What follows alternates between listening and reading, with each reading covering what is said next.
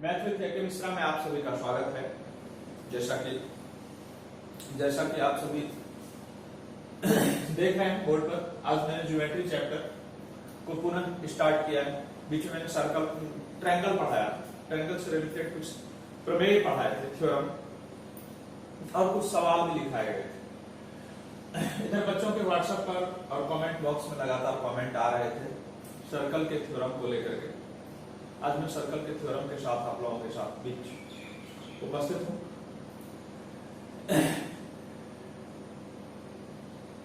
जिन बच्चों ने like subscribe ना किया हो वह निश्चित रूप से चैनल को लाइक और सब्सक्राइब कर लें, और वीडियो को अंत तक देखा करें। वीडियो को अंत तक देखने से होगा क्या कि कुछ सवाल जो कुछ अच्छे और बेहतर कैटेगरी के होते हैं वह अंत तक मैं डालने का प्रयास करता हूं। आज तो थ्योरम ही है, आज तो एक भी थ्योरम अगर आप मिस करते हैं तो आपको परेशानियां हो सकती है परीक्षाओं में। आज तो देखना आपका लाजमी ही है। आते हैं सबसे पहले इस थ्योरम पर।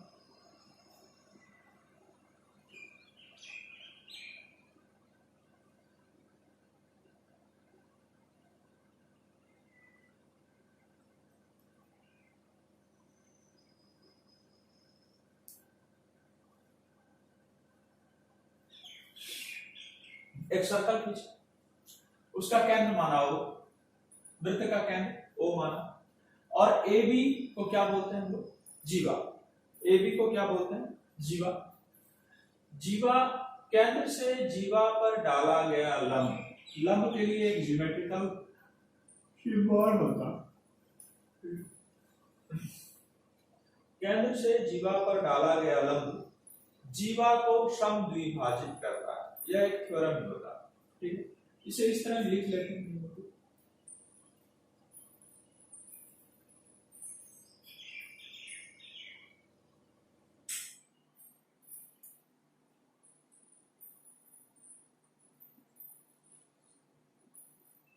केंद्र से जीवा पर डाला गया लंब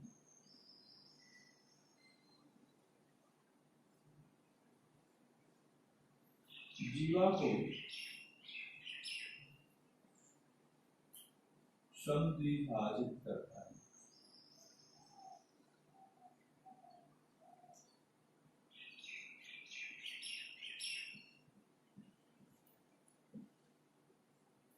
ये फर्स्ट थ्योरम मैंने लिखा है।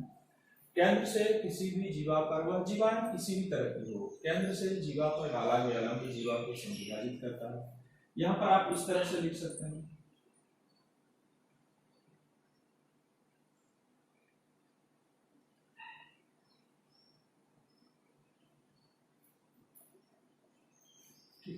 अब कोई जरूरी नहीं केंद्र से जीवा पर डाला गया लंब इसी तरह से हो।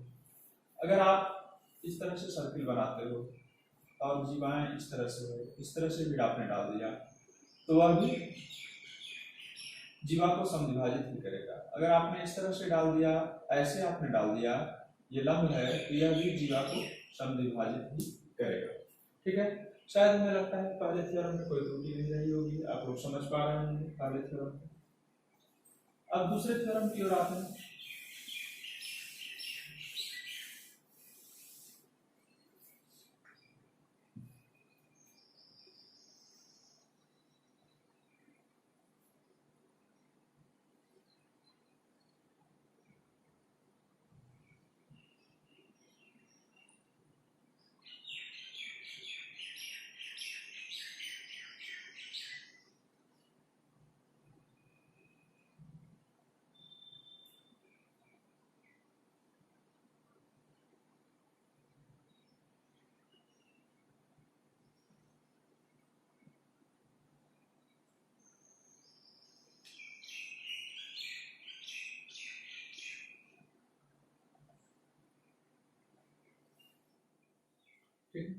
अब आप देखेंगे कि दो जीवाएं हैं ए बी और ए सी। इस तरह से इसको मैंने लिख लिया। दो जीवाओं की लंबाई बराबर है। यदि दो जीवाओं की लंबाई बराबर हो तो केंद्र से जीवाओं की दूरी भी समान होती है। थ्योरम क्या है? यदि एक ही वृत्त के दो जीवा की लंबाई समान हो तो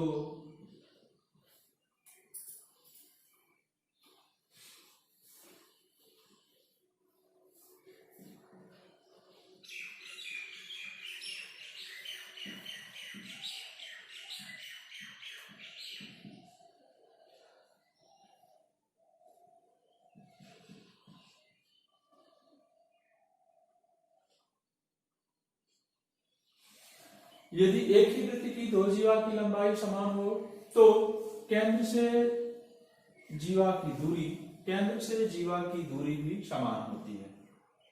ठीक है, आप यहां पर देख पा रहे होंगे कि इस तरह अगर यदि हम लिखते हैं ए बी और एल एन दो जीवा जो है यह समान है तो O N equal to O S होगा। O N equal to O S होगा। यह बात हमेशा ध्यान में रखें कि सर्कल से रिलेटेड किसी भी सवाल को जानने के लिए, बनाने के लिए आपको थ्योरम का जानना अत्यावश्यक है। थ्योरम आप जानेंगे तभी आप सवाल को अच्छी तरीके से हल कर पाएंगे। ये दूसरा थ्योरम था हमारा।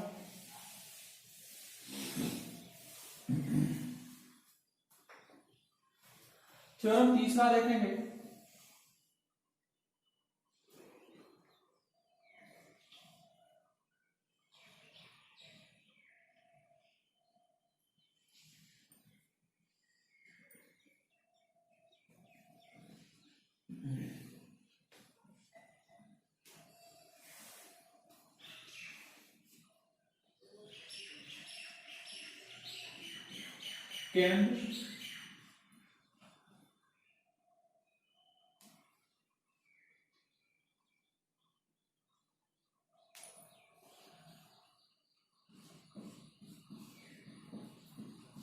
केंद्र पर बनने वाले कोण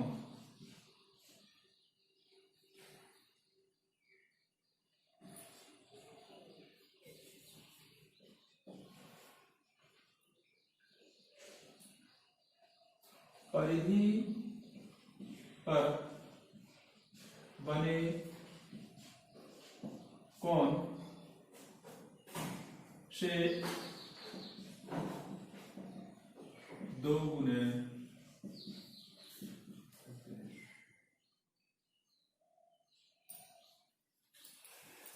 केंद्र पर बनने वाला कोण परिधि पर बने कोण का दो गुना होता है।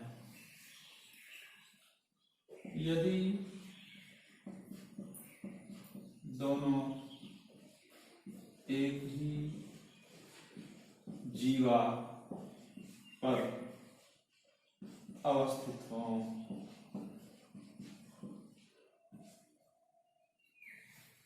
जैसे मैंने एक जीवा डाला बीसी, ध्यान देंगे एक जीवा डाला मैंने बीसी, बीसी से केंद्र पर एक कोण बनाया और बीसी जीवा से ही परिधि पर भी एक कोण बनाया। ठीक है, तो इस कोण को आप क्या कहेंगे? Angle BAC। इस कोण को क्या कहेंगे? Angle BOC। ठीक है, एंगल BOC जो है वह एंगल BAC का दो गुना होगा। क्या लिखेंगे? 2 into angle BAC equal to angle BOC। ऐसा आप लिख सकते हैं। अगर आप यहाँ x लिख रहे हैं तो ये 2x, अगर ये x डिग्री है तो ये 2x डिग्री है। शायद आप समझ पा रहे होंगे इस ट्रायंगल, इस थ्योरम को। केंद्र पर बनने वाले कोण, केंद्र पर बनने वाले कोण परिधि पर बने कोण से दो गुने होते हैं यदि दोनों ही जीवा एक ही बिंदु पर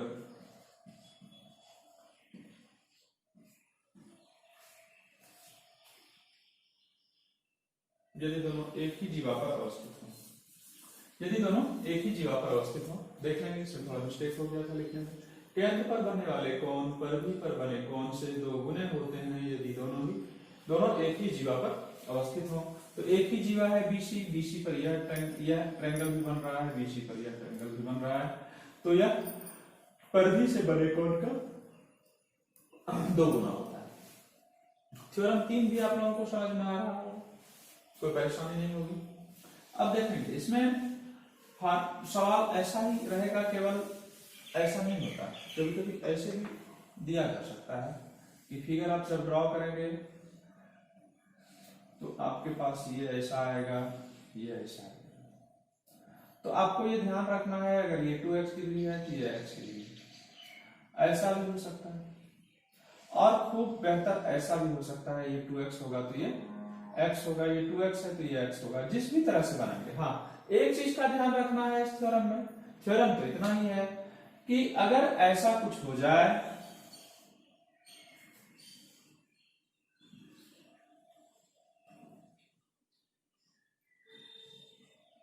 ऐसा कभी नहीं मानना है कि ये अगर 2x होगा तो ये x होगा, ये ऐसा कभी नहीं होता। इसके लिए भी मैं थ्योरम लिखा दूंगा आप लोगों को, ठीक है। यह कभी नहीं हो सकता कि ये 2x डिग्री तो ये x डिग्री। हाँ, इस चीज का ध्यान रखेंगे कि अगर ये ऐसा होगा तो ये ऑब्वियस x डिग्री होगा, ये सही है। अगर इधर होगा तो ये भी x डिग्री होगा, ये सही है। यह अगर एक ही जीवा के एक ही ओर अवस्थित हो, इस चीज का भी ध्यान रखना है, जीवा के एक ही ओर अवस्थित हो तो वह केंद्र से बने कोण का आधा होगा, परिधि पर बना कोण, ठीक है। लेकिन जीवा के दूसरी ओर अवस्थित हो जाए तो उसके लिए हमें कुछ विशेष करना होता है।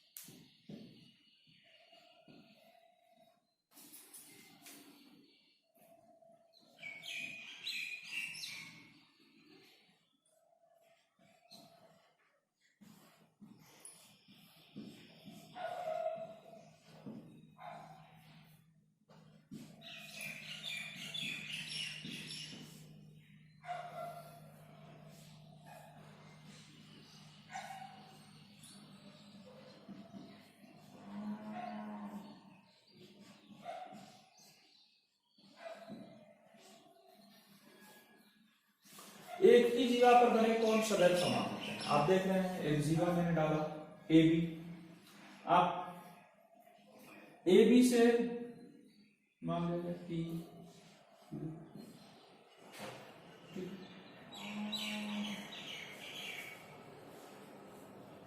तो आप ये देख रहे होंगे angle A P B equal to angle ए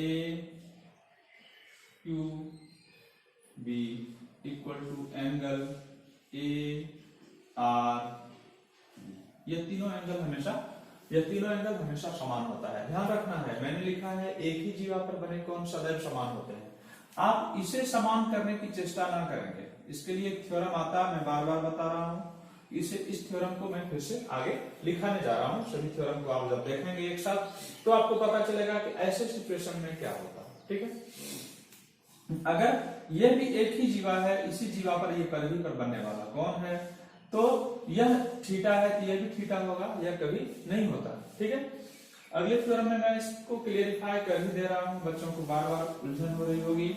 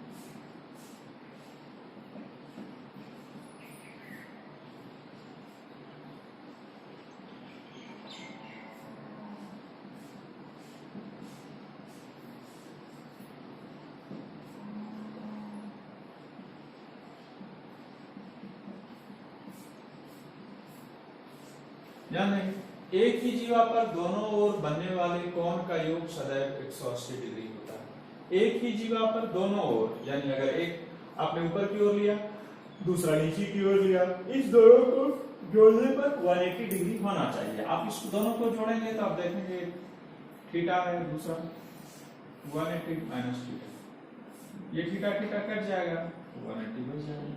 यही मैंने यहाँ पर लिखा भी, दोनों कोणों का योग 180 डिग्री होता है।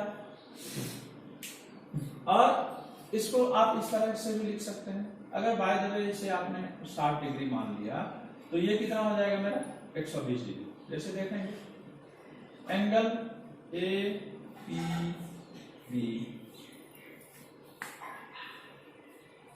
इक्वल टू, अगर मैंने 60 मान लिया तो angle A R B equal to कितना आ जाएगा 180 माइनस 60, यानी कि 120 डिग्री।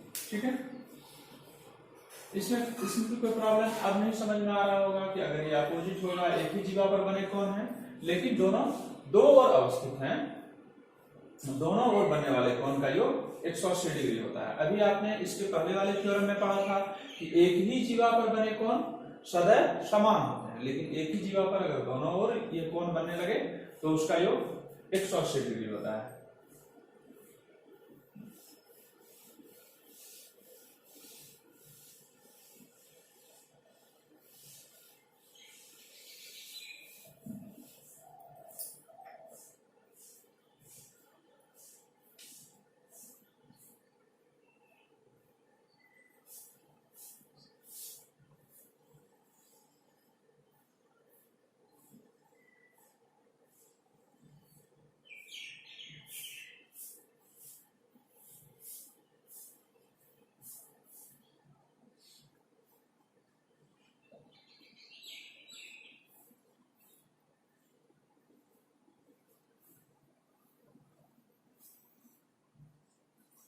एक ही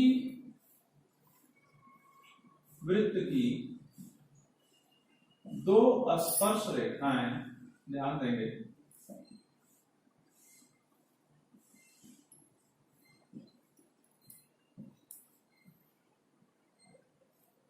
जहां एक दूसरे को प्रतिच्छेद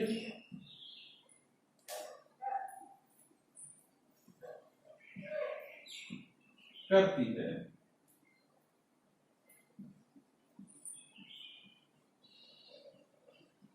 की लंबाई समान हो।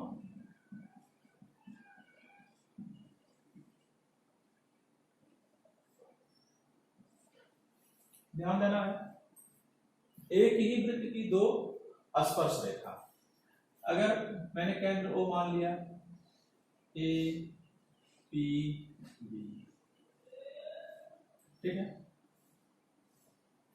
दो स्पर्श रेखाएं जहां एक दूसरे को प्रतिच्छेद करती है, यानी एक दूसरे को काटती है, कहां पर, पी बिंदु पर काट रही है। दो स्पर्श रेखाएं एपी और बीपी दो स्पर्श रेखा है जो बिंदु पी पर एक दूसरे को प्रतिच्छेद करती है, तो लंबाई इस स्थिति में दोनों की समान होती है।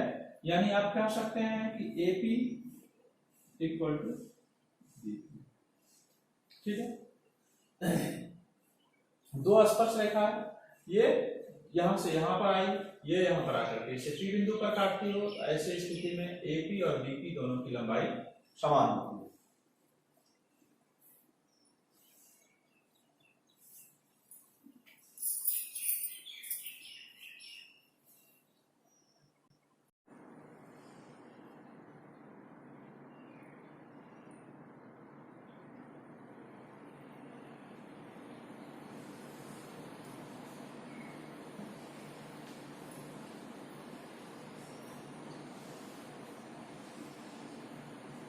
आप देख पा रहे होंगे मैंने एक व्यास खींचा है, मैंने व्यास खींचा है वृत्त पर, व्यास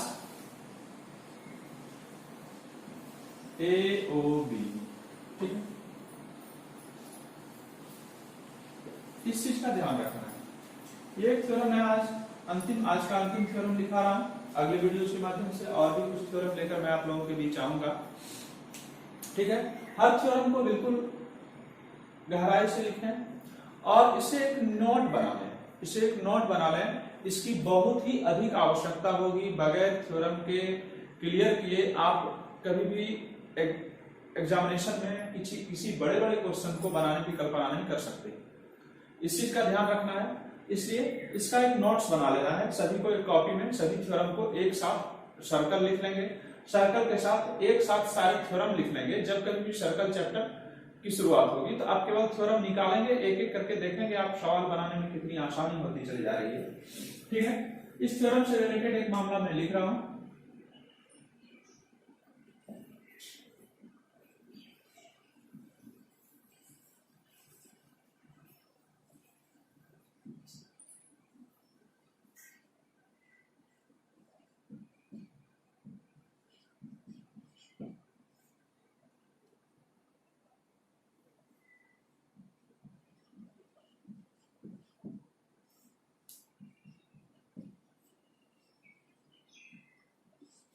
ठीक है, आप कभी कभी ऐसा देखेंगे, इस तरह का भी आपको देखने को मिल सकता है, उससे घबराना बिल्कुल नहीं है। अर्धवृत्त पर बने कोण समकोण, दोनों एक ही बातें हैं दरअसल। अब कैसे ये दोनों एक ही बातें हैं सो बताता हूं। ये वृत्त का क्या है, ये व्यास है। व्यास जो होता है वह संपूर्ण वृत्त को दो बराबर भागों में विभक्त करता, तो किसी भी एक टुकड़े को आप अर्धवृत्त कह सकते हैं। तो दोनों ही एक ही थ्योरम है। ठीक है, इस तरह के भी बुक में देख सकते हैं कि, और इस तरह से भी बुक में आप देखने को आपको मिलेंगे। ठीक है, कि वृत्त पर के व्यास पर बने कोण समकोण होते हैं या अर्धवृत्त पर बने कोण समकोण होते हैं। और एक बात मैं क्लियर कर दूं कि यहां पर कोई मामला नहीं होता कि इस बार 90 डिग्री बनेगा तो इस बार नहीं बनेगा, ये भी 90 होगा, इस तरह से बनाएंगे ये भी 90 होगा, इधर जाके बना लेंगे तो भी 90, ऐसे जाके बना लेंगे तो भी 90। ये हमेशा 90 डिग्री ही बनता है, इसलिए कि ये एक ऐसा लाइन होता, व्यास एक ऐसी रेखाएं होती जो संपूर्ण वृत्त को दो बराबर भागों में विभक्त करती है। धन्यवाद, आज की वीडियो को मैं यहीं पर समाप्त कर रहा हूं। कल जो है पुनः मैं सर्कल चैप्टर के साथ ही आऊंगा और इसके कुछ और भी बेहतरीन सब थ्योरम पर डिस्कशन करेंगे और उसके बाद इसके सवाल की शुरुआत करेंगे। धन्यवाद।